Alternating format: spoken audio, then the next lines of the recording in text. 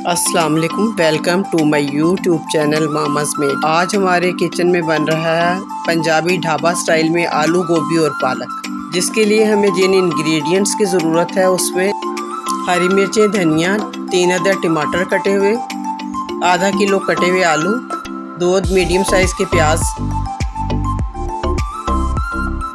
आधा किलो कटी हुई गोभी जिसे हमने हल्दी के पानी में धो लिया, अदरक लहसुन का पेस्ट,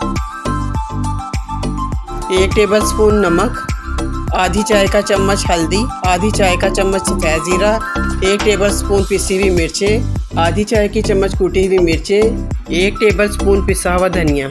सबसे पहले एक कढ़ाई में 2 चम्मच कुकिंग ऑयल के डालें। अब प्याज शामिल कर दें। प्याज हल्का ब्राउन हो तो इसमें सफ़ेद ज़ीरा डाल दें।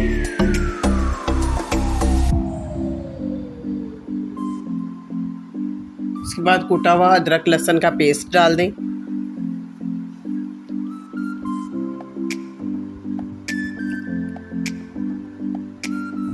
उसके बाद कटे हुए टमाटर ऐड कर दें।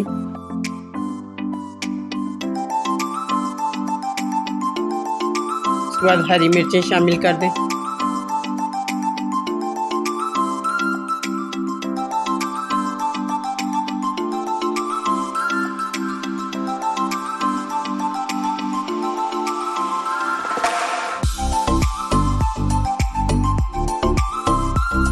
और तमाम मसाले जात इस पे शामिल करके अच्छा सा मसाला भून लें।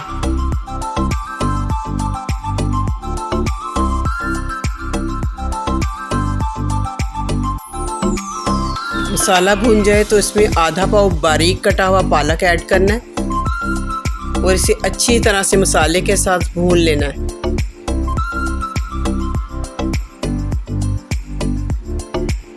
इसके बाद आलू शामिल कर दें और आलू को भी अच्छी तरह से हल्का हल्का सा जब ये गल जाए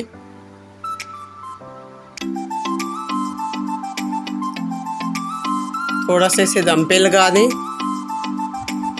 जब आलू हल्के से गल जाएं तो इसमें गोभी शामिल कर दें।